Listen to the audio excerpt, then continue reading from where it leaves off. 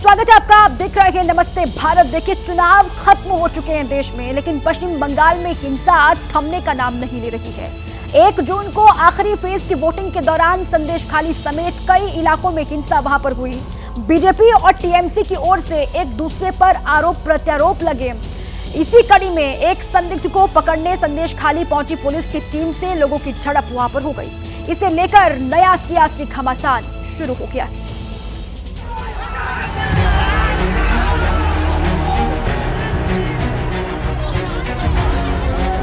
लगता है पश्चिम बंगाल में चुनाव और हिंसा एक दोनों के अभी भी पर्याय बने हुए हैं। इस बार के चुनाव में हिंसा की जितनी भी वारदातें हुई, उनमें से सबसे ज्यादा पश्चिम बंगाल में ही हुई। बीजेपी ने जीत का कमल खिलाने के लिए कोई कसर बाकी नहीं रखी। चुनावी रण में पीएम मोदी ने खुद बीजेपी के प्रचार अभियान की कमान संभाले रखी, तो टीएमसी का दमखम बरकरार रखने के लिए ममता बनर्जी ने मोर्चा संभाले रखा। प्रचार में दोनों पार्टियों ने कोई कसर नहीं छोड़ी।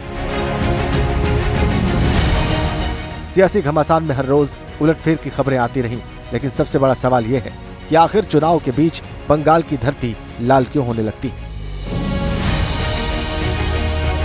क्योंकि 1 जून को जब आखिरी चरण के लिए देश की 57 सीटों पर मतदान हो रहा था, तब पश्चिम बंगाल हिंसा से लाल हो रहा था। जादवपुर के भगवानपुर में हिंसा इस कदर भड़की कि पूरा इलाका बम से धुआं हो गया। सड़कों पर कई देसी बम बिखरे पड़े थे। भीड़ को काबू में करने के लिए सुरक्षा बलों को बल प्रयोग करना पड़ा।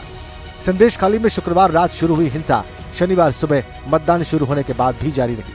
बैरकपुर में बीजेपी कार्यकर्ता के घर के बाहर बम फटने की खबर आई।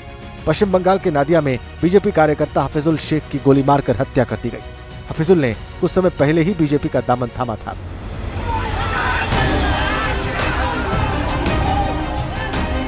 चुनाव का दौर खत्म हो चुका है, लेकिन बंगाल में हिंसा का दौर अभी भी थमने का नाम नहीं ले रहा है। जिस संदेशखाली को लेकर बीजेपी ने बंगाल में चुनावी माहौल गरमाया था, वहां अभी भी हिंसक वारदातें जारी हैं। आरोप लगाया गया कि चुनाव के दौरान टीएमसी समर्थकों ने बीजेपी समर्थकों पर हमला किया। उस वक्त पुलिस तमाशबीन बनी रही, लेकिन चुनाव खत्म होने के दूसरे दिन अर्धसैनिक बल आरएएफ के जवानों के साथ पुलिस वहां कुछ संदिग्ध लोगों को पकड़ने पहुंची। इसको लेकर झड़प हुई। लोगों ने 2 लोगों को हिरासत में लेने का विरोध किया। इस दौरान झड़पें जारी रहीं, लिहाजा पुलिस ने लोगों को तितर बितर करने के लिए लाठीचार्ज भी किया, लेकिन लोग वहां से नहीं हटे और आखिरकार पुलिस को खाली हाथ लौटना पड़ा। संदेशखाली के लोगों का कहना है कि टीएमसी से जुड़े लोगों ने बमबारी की और बीजेपी समर्थकों पर झूठा आरोप लगाकर पुलिस उन्हें उठाकर ले जा रही थी। टीएमसी से जुड़े युवकों के पास बम पिस्तौल भी थे, लिहाजा लोग पुलिस से टीएमसी कार्यकर्ताओं के खिलाफ कार्रवाई की मांग कर रहे हैं। संदेशखाली में हुई इस ताजा घटना के बाद सियासत भी जोर पकड़ने लगी है। बीजेपी के मीडिया सेल के इंचार्ज अमित मालवीय ने सोशल मीडिया पर एक वीडियो जारी किया है। एक्स पर वीडियो और पोस्ट जारी कर अमित मालवीय ने आरोप लगाया है कि संदेशखाली के पोलिंग बूथ नंबर 35 में पुलिस और टीएमसी के समर्थक वहां के लोगों को डरा धमका रहे हैं और 4 जून के बाद वो महिलाओं पर जानलेवा हमला कर सकते हैं, लेकिन वहां की महिलाएं निडर खड़ी हैं और हर हमले का जवाब दे रही हैं और ममता बनर्जी के खिलाफ बगावती रुख अख्तियार किए हुए हैं। ये बंगाल में नई शुरुआत की निशानी है। राज्य में हिंसा की ताजा घटनाओं को लेकर राज्यपाल सीवी आनंद बोस ने भी चिंता जताई है और सीएम ममता बनर्जी से दखल देने की अपील की है। जब भी बंगाल में राजनीति की बात होती है, पहले वहां की सियासी हिंसा की चर्चा होती है, लेकिन इस बार हिंसा ने सारे रिकॉर्ड तोड़ दिए। 25 मई को पूर्वी मिदनापुर में टीएमसी और बीजेपी कार्यकर्ताओं के बीच झड़प हुई, जिसमें टीएमसी के एक स्थानीय नेता की हत्या हो गई। 12 मई को पूर्व वर्धमान जिले में एक टीएमसी कार्यकर्ता की बम मारकर हत्या कर दी गई। 12 मई को ही आसनसोल में बीजेपी कार्यकर्ताओं पर हमला हुआ, आरोप टीएमसी पर लगा। 23 अप्रैल को बीजेपी समर्थकों के घर पर टीएमसी के लोगों ने तोड़फोड़ की। 17 मार्च को नदिया जिले के कृष्णनगर में टीएमसी नेता के घर पर बम से हमला हुआ। बंगाल में हिंसा का दौर 1960 से शुरू हुआ। इसके बाद सत्ता बदली, सत्ता का तरीका बदला, लेकिन नहीं बदला तो हिंसा का तरीका। क्योंकि बंगाल में जब जब हिंसा भड़की है, बीजेपी और टीएमसी दोनों एक दूसरे के निशाने पर रहे। लेकिन एक सच ये भी है कि ममता बनर्जी ने बीजेपी को चेताने और अपने कार्यकर्ताओं को उकसाने का कोई मौका नहीं छोड़ा। जब बात बंगाल में सीएए को लागू करने की आई, तो ममता बनर्जी ने खुलकर इसका विरोध किया।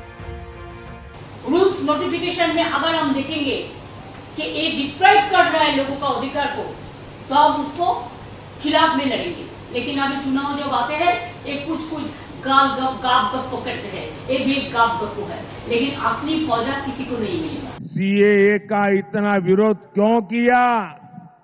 सीएए को लेकर इतना झूठ क्यों बोला? इतना झूठ क्यों फैला रहे हैं?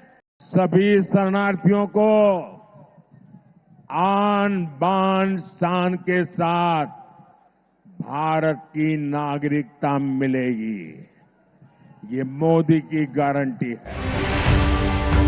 यहाँ तक कि ममता बनर्जी ने ईडी और सीबीआई तक को बंगाल में घुसने नहीं दिया। अगर घुसने की कोशिश भी की तो ईडी और सीबीआई पर हमले की खबरें आई। बोले मोदी का गारंटी की जून महीना के बाद सबको जेल में भर देगा। हिंदुस्तान को जेल बना दिया, लोकतंत्र को अब जेल बना दिया, गणतंत्र को अब जेल बना दिया।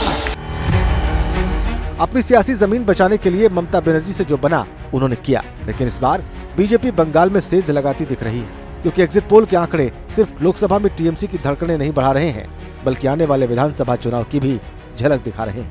क्या खेला होगा।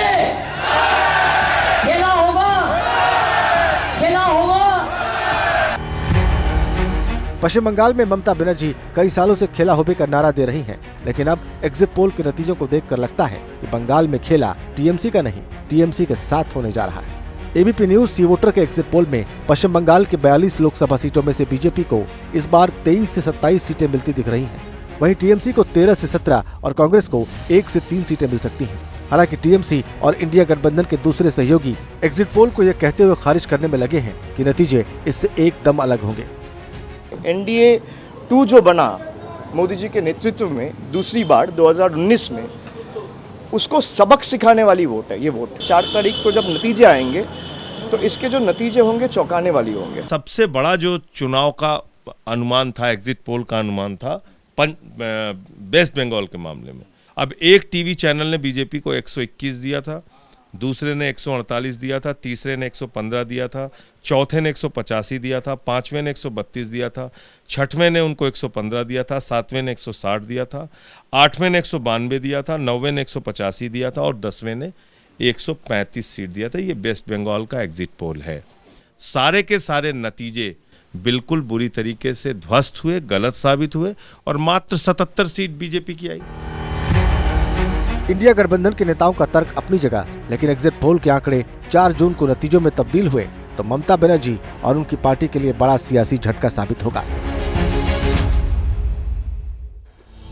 जैसे ही घड़ी का काटा दोपहर 2:30 पे आए, बबीता जी का दिल सास बहू साजिश के लिए मचल जाए।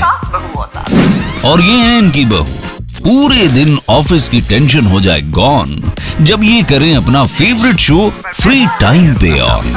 इनकी तरह आप भी देखें अपना फेवरेट शो अपने टाइम पर और डाउनलोड कीजिए एबीपी लाइव ऐप अपने स्मार्ट टीवी पर।